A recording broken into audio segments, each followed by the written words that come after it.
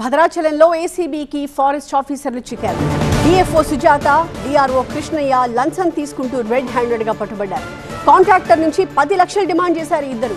అయితే 3.5 లక్షలు లంచం తీసుకుంటూ ఉండగా ఏసీబీ అధికారులు వారిని ట్రాప్ చేశారు. భద్రాచలం కొత్తగూడెం జిల్లా అటవీ శాఖలో అవినీతి రోడ్డెక్కింది. భద్రాచలం ఎఫ్డీఓ సుజాత, చర్ల డిఆర్ఓ కృష్ణయ్య ఒక కాంట్రాక్టర్ నుంచి 3.5 లక్షలు లంచం తీసుకుంటూ ఏసీబీకి రెడ్ హ్యాండెడ్ గా బుక్ అయిపోయారు.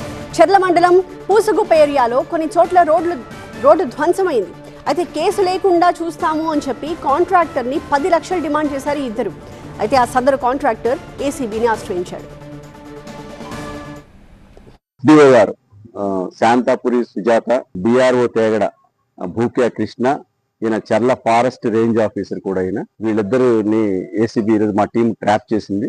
రోడ్డు బీటీ రోడ్డు శాంక్షన్ అయింది, ఒక 2 కిలోమీటర్స్ బీటీ రోడ్డు. ఆ రోడ్డు వేసే క్రమంలో కొన్ని ఫారెస్ట్ డిస్టర్బ్ అయిందని చెప్పేసి ఆ సదర్ కాంట్రాక్టర్ మీద కేసు రిజిస్టర్ చేయకుండా ఉండేందుకు ఈ ఎఫ్డిఓ గారు, ఆయన ఇన్ఛార్జి ఎఫ్ఆర్ఓ గారు 10 లక్షల రూపాయల లంచం డిమాండ్ చేయడం జరిగింది. ఆ లంచం ఇవ్వడం ఇష్టం లేక బాధితుడు మా ఏసీబీని అప్రోచ్ అవ్వడం జరిగింది. ఫర్దర్ కేసు పెట్టకుండా ఉండడానికి ఆయన రిక్వెస్ట్ చేస్తే 10 లక్షలు కాస్త రిక్వెస్ట్ చేస్తే 3.5 లక్షకి ఒప్పందం కుదిరింది. కాంట్రాక్టర్ తీసుకొని ఇన్ఛార్జ్ రేంజర్ గారికి, నెక్స్ట్ మేడం గారికి, ఎఫ్డిఓ గారికి ఇస్తుండగా మా టీం రెడ్ హ్యాండ్ గా పట్టుకుంది.